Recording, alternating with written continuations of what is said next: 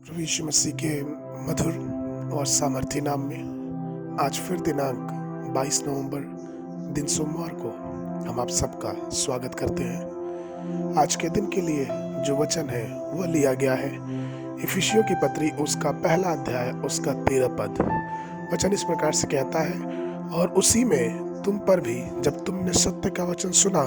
तो तुम्हारे उद्धार का सुसमाचार है, और जिस पर तुमने विश्वास किया प्रतिज्ञा किए हुए पवित्र आत्मा की छाप लगी। प्रभु मेरे प्रिय लोगों, परमेश्वर ने प्रभु यीशु मसीह के द्वारा हमें अपनी आत्मा से मामूर किया है, हमें अपनी आत्मा से परिपूर्ण किया है। और इसीलिए जब हम वचन को पढ़ते हैं तो हम 3 प्रकार की मुहरों को देखते हैं, हम 3 प्रकार की एक निशानी को देखते हैं, एक चिन्ह को देखते हैं जो कि वचन में पाई जाती है, और जिसमें से एक पुराने नियम में है और 2 नए नियम में है। और इन सब तीनों मुहरों में से अगर हमें अनंत जीवन का भागी होना है, अगर हम परमेश्वर के पास उस अनंत जीवन के राज्य में रहना चाहते हैं, तो हमें निर्णय लेना है कि हमें कौन सी मुहर की आवश्यकता है। पहली जो मुहर है वो हम पाते हैं, पहला जो चिन्ह है वो हम पाते हैं एक खतना का चिन्ह, जहाँ पे परमेश्वर ने इब्राहिम को ये कहा था कि तुम सब जितने भी तुम्हारे बालक हैं, तुम्हारे जितने भी जवान हैं, तुम्हारे सियाने लोग, सब लोग इस अन्य जातियों से अपने आप को अलग करोगे। और अलग करने की निशानी या फिर चिन्ह ये रहेगा कि तुम अपने अपने खतने करोगे। और चूंकि ये जो खतने का रीति रिवाज था ये बढ़ता गया इब्राहिम के जीवन के बाद इसहाक, और उसके बाद सारे लोग ऐसे उस नियम को मानते गए,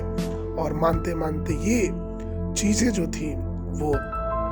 नए नियम तक यीशु मसीह के समय तक आई। लेकिन प्रभु में मेरे प्रिय लोगों, जब हम नए नियम में आते हैं और जब हम यीशु मसीह के मृत्यु को देखते हैं, तो इस जो मुहर या फिर इस चिन्ह का जो प्रभाव था वो यीशु मसीह के लहू के द्वारा खत्म हो गया। क्योंकि अब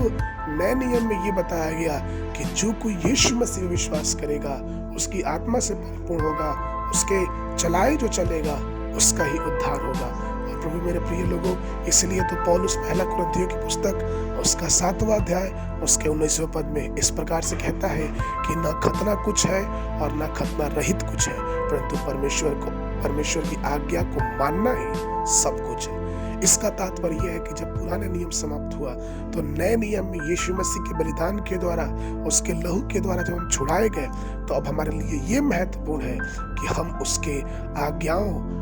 के जो मुहर है, आज्ञाओं के जो चिन्ह है, उसको अपने जीवन में उतार के उसके वचन के अनुसार चले गए। जो दूसरा चिन्ह हमें नए नियम में दिया गया वो है पवित्र आत्मा का चिन्ह। पवित्र आत्मा की मुहर हमारे जीवन पे लग गई, और उस पवित्र आत्मा ने हमें इतनी सामर्थ्य दिया कि हम उस पवित्र आत्मा के द्वारा जब किसी भी चीज के लिए प्रार्थना करते हैं, हम संसार में कहीं परेशान होते हैं, जीवन के किसी रास्ते में दुखी होते हैं, लाचार होते हैं, ये पवित्र आत्मा जो परमेश्वर की आत्मा है हमें और आपको सामर्थ्य से परिपूर्ण करती है। तो प्रेम मसीह में मेरे प्रियो, पहला जो चिन्ह था वो खतना का चिन्ह, दूसरा जो था वो पवित्र आत्मा का चिन्ह, जो कि यीशु मसीह के मृत्यु के बाद हम सब मनुष्यों के दिया गया, जो कोई भी यीशु मसीह विश्वास करेगा। और वचन में प्रकाशित वाक्य की पुस्तक में एक तीसरा चिन्ह पाया जाता है। अगर प्रकाशित वाक्य उसका 13, 17 और 18 अध्याय को अच्छे से अध्ययन करेंगे तो यहाँ पे जो चिन्ह है वो है 666 का 666। और वचन इस प्रकार से बताता है कि ये शैतान का जो चिन्ह है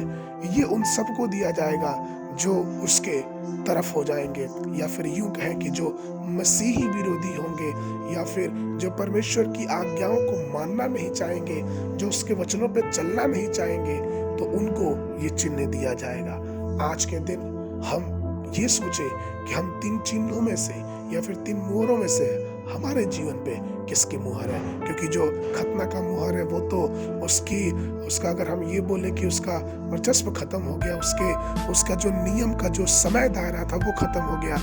वर्तमान रूप में, प्रायोगिक रूप में हमारे पास 2 मुहरें हैं। पहला पवित्र आत्मा की मुहर जो परमेश्वर खुद हमारे और आपके अंदर देता है, या फिर उस शैतान की मुहर जो कि उन सबको दिया जाता है जो संसार के चलाए चलते हैं, जिन्होंने मसीह के प्रेम को तुच्छ जाना, जिन्होंने मसीह के बलिदान को तुच्छ जाना और मसीह की आज्ञाओं को मानना बिल्कुल भी उनकी चाहत नहीं होती है। तो प्रभु मेरे प्रिय लोग, हमें इस चीज को देखना है, हमें इस चीज को जानना है कि आज हम किस मुहर के अंतर्गत अपने आप को पाते चलते, क्या हम पवित्र आत्मा के चलाए चलते हैं, क्या हमारी दिनचर्या, क्या हमारी सोच, क्या हमारा जीवन पवित्र आत्मा की अगुवाई में चल रहा है, परमेश्वर के नियमों के अनुसार चल रहा है, या फिर संसार में और संसार की बातों और संसार की लोभ लालच या फिर उसकी विलासाओं में अपने जीवन को आगे बढ़ा रहे हैं। इसलिए हमें सोचना है और अपने जीवन को प्रभु के आगे समर्पित करना है, पवित्र आत्मा को अपने जीवन में प्रवेश करने देना है और उस प्रभु से प्रार्थना करना है कि प्रभु हमारे जीवन को और भी आगे अपने मार्गों में बढ़ाते जाए। परमेश्वर आप सबको आशीष दे। आज के मनन के लिए जो पद लिया गया है वह पाया जाता है इफिसियों की पुस्तक उसका 4वां अध्याय उसका 30वां पद। वचन इस प्रकार से कहता है, और परमेश्वर के पवित्र आत्मा को शोकित मत करो, जिससे तुम पर छुटकारे के दिन के लिए छाप दी गई है। परमेश्वर फिर से आप सबको आशीष दे।